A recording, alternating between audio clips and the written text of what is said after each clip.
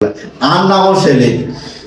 বাতিজার হক মারো, ভাই বোনের হক মারো, সব হক মারি, আমি হজ করি আসো, আল্লাহ কবুল করেন না। আস্তাগফিরুল্লাহ আস্তাগফিরুল্লাহ।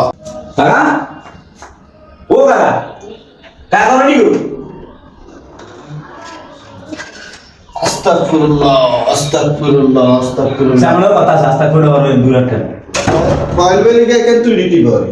তো আমি বললাম হুন না কলম বেটি হুন না কলম বেটি বেলে দেন নয় না গাটি বেলে দিকেন নে না না অধিকার তো আছে, তো এত কম জোরে জোরে টিপলে তো ডর লাগে না, কে টিপেন না কে টিপেন। হুন কাকা আর বাপে ধন সম্পত্তি বেগিন আমাদের কাছে হ্যাঁ আর বাপ মরে গেছে দীর্ঘ প্রায় 15-20 বছর হয়ে গেছে। হয়ে গেছে।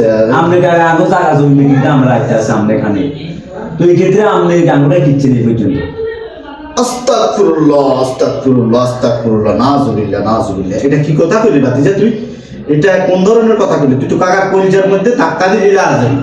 এটা কি ধাক্কা দিয়ে দেন যে কথা হিয়ার কইছি না কাকা, কিন্তু বললা কম কষ্ট করছি। কি করছিলাম না হ্যাঁ কি করছি তোর বাপের জায়গা জমিন যা আছে সবকিছু কাকা দেখি উনি রায় না, কাকা বেকিনি চাষবাস করি অন খাই না। চাষবাস করতে আমরা একলা খান, আমরা কি আঙ্গুরে কি আমরা স্যারে কেজি দিলে লিখি কোনো না না কাকা তো বয়স্ক মানুষ, কাকা তো বয়স্ক মানুষ, কাকা তো মাঠে যায় খাটে যায় কাম করতে পারে। কাম করতে আমরা যে আমনে থান কি আশপাশের ভিতরে আর আঙ্গুলে আমাদের রাস্তার উপর জায়গা নাই, তাহলে এটা কি রকম আমাদের বিচার? আস্তাগফিরুল্লাহ আস্তাগফিরুল্লাহ, নাযুবিল্লাহ নাযুবিল্লাহ। বাতিজা তুই এটা কোন ধরনের কোন ধরনের কথা কইতাম? আমরা আর বাপের জমিনে দাম দিছি আমরা হজ করতেন না, আল্লাহ আমরা হজ কবুল করব জীবনে। আমি তোমার কথাটা বলি বাতিজা, তুমি ঠান্ডা মাথা হও। কাকা যদি রাজপ্রাসাদেও থাকি, আমার একটা চিন্তা আছে, আমার একটা দায়িত্ব আছে। আর ভাই মরে গেছে তো লাইন এবং আর কাছে তো রাখি গেছে।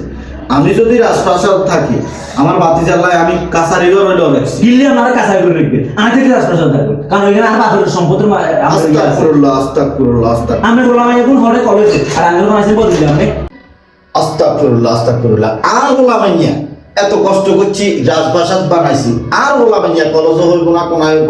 তুই হন্যির ওলারে জিজ্ঞাম নিলে অন্য হন্ডির লাগে আর বাপের ধন সম্পদ বেগিন খাই অঙ্কা হন্ডির হলা অঙ্কা কথা কইছে আমি হন্ডির লই গেছি কেন? তো হন্যির ওলা না, তুই হন্যির ওলা আর বন্ধুয়ারে কেন খাইছ?